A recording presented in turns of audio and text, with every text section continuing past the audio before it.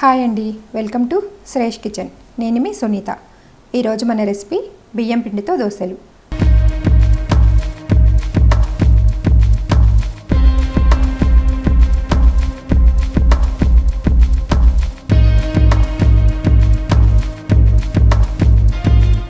మరి వీటిని ఎలా తయారు చేయాలో ఆ ప్రాసెస్ ఏంటో ఈ వీడియోలో చూసేద్దాం. ఒక బౌల్ తీసుకుని దీనిలో 1 కప్పు వరకు బియ్యం వేసుకోవాలి. బియ్యం ఏవైనా తీసుకోవచ్చు. రేషన్ బియ్యమైనా మామూలు బియ్యమైనా వాడుకోవచ్చు. వీటిని 2 సార్లు శుభ్రంగా కడిగేసుకుని 5-6 గంటలు నానబెట్టుకోవాలి. రాత్రంతా నానబెట్టుకుని మార్నింగ్ టిఫిన్కి రెడీ చేసుకున్నా ఇంకా బాగుంటుంది. ఇలా నానబెట్టుకున్న బియ్యాన్ని మరో 1-2 సార్లు శుభ్రంగా కడిగేసుకుని పెట్టుకోవాలి. ఒక మిక్సీ జార్ తీసుకుని దీనిలో నీళ్ళేమీ రాకుండా బియ్యం మొత్తం వేసుకుని మిక్సీ పెట్టుకోవాలి. మిక్సీ పెట్టుకునేటప్పుడు మరీ గట్టిగా ఉంటే కొద్దిగా నీళ్లు పోసుకోవచ్చు. ఇలా ఫైన్ పేస్ట్లా మిక్సీ పెట్టుకోవాలి. ఇలా మిక్సీ పెట్టుకున్న దానిలో 2-3 స్పూన్ల వరకు పెరుగుని వేసుకుని మరోసారి మిక్సీ పెట్టుకోవాలి. మిక్సీ పెట్టుకున్న పిండిని ఒక బౌల్లోకి వేసుకోవాలి. దీనిలోనే ఒక చిన్న ఉల్లిపాయను చిన్న ముక్కలుగా కట్ చేసుకుని వేసుకోవాలి.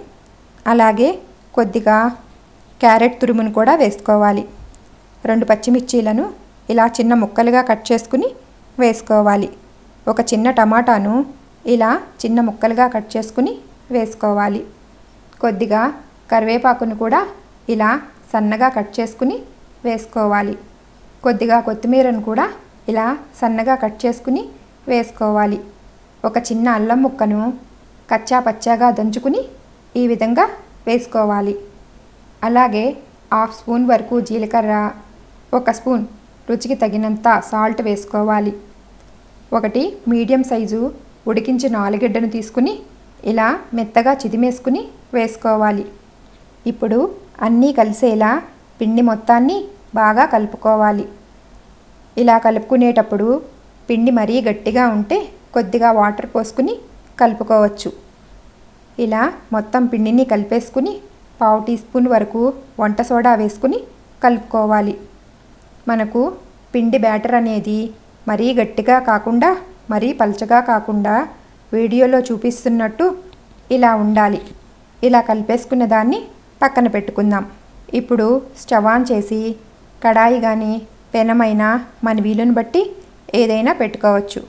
కొద్దిగా ఆయిల్ వేసుకుని ఒకసారి ఇలా స్ప్రెడ్ చేసుకుని కొద్దిగా పిండిని తీసుకుని ఇలా చూపిస్తున్నట్టు స్ప్రెడ్ చేస్తూ వేసుకోవాలి.